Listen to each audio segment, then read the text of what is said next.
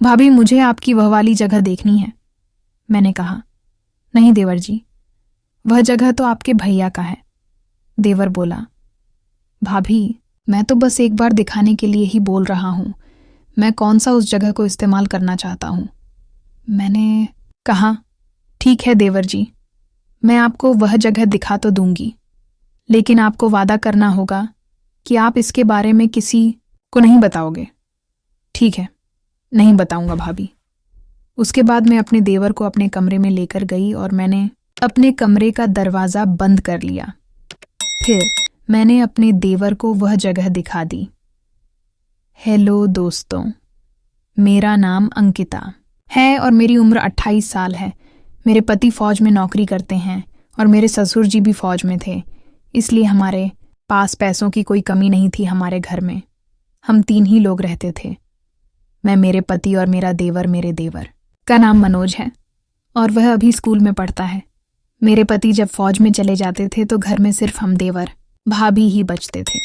मेरी शादी को अभी 3 साल ही हुए थे और मैं हर वक्त अपने पति के पास रहना चाहती थी, लेकिन ऐसा हो नहीं पाता था, जिसकी वजह से मुझे हर वक्त अजीब सा एहसास होता था। ऐसा लगता था जैसे किसी मछली को पानी से बाहर निकालकर छोड़ दिया गया हो। मैं अपने पति की याद में तड़पती रहती थी। मेरा देवर वैसे तो अभी बच्चा ही था, लेकिन फिर भी वह मुझे बहुत हैंडसम लगता था और मेरा दिल करता था कि मैं उसे अपना सहारा बना लूं। लेकिन फिर मैं उसकी उम्र को देखकर खुद को रोक लेती थी। पर मैंने देखा कि मनोज जब भी मौका मिलता मुझे छिप छिप कर देखता रहता था, जिससे मैं समझ गई थी कि वह सिर्फ दिखने में ही बच्चा है।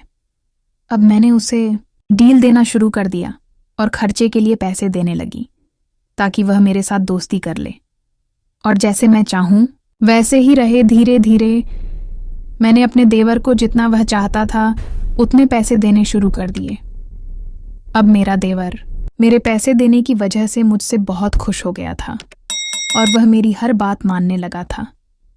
लेकिन जो बात मैं उसे मनवाना चाहती थी वह मैं उससे कह नहीं पा रही थी, हालांकि मुझे यह भी पता था कि मेरा देवर भी वही चाहता है और उसे बस मेरे कहने भर की देर है। उसके बाद वह मुझे नाखुश नहीं करेगा। लेकिन पता नहीं क्यों, जब भी मैं उसे वह बात कहना चाहती थी तो मेरी जुबान मेरा साथ ही नहीं देती थी।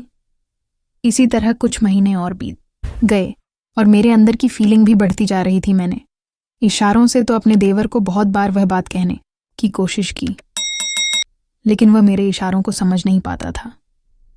फिर एक दिन मैंने अपने देवर से वह बात कहने की पूरी तैयारी कर ली।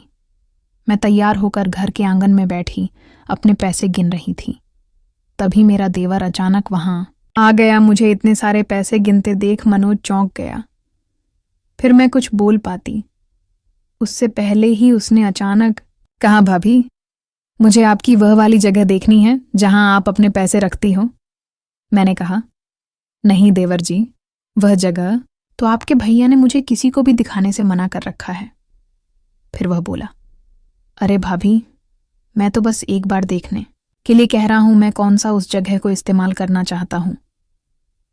मैं तो अपने देवर पर पहले से ही सब कुछ लुटाने के लिए तैयार थी, इसलिए मैंने कहा, ठीक है देवर जी, मैं आपको वह जगह दिखा दूंगी, लेकिन आपको वादा करना होगा कि आप इसके बारे में किसी को नहीं बताएंगे। उसने कहा, नहीं बताऊंगा भाभी। इसके बाद मैं अपने देवर को अपने कमरे में ले गई और दरवाज़ा बंद कर लिया, क्योंकि मैं अपने पैसे एक छोटी सी छिपी हुई अलमारी में रखती थी।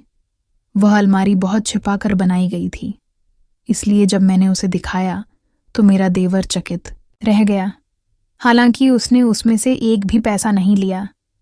इसके बाद हम कमरे से बाहर आ गए और मैंने किसी तरह अपने दिल की बात कह ही दी। मेरी बात सुनकर मनोज बहुत खुश हो गया और मान भी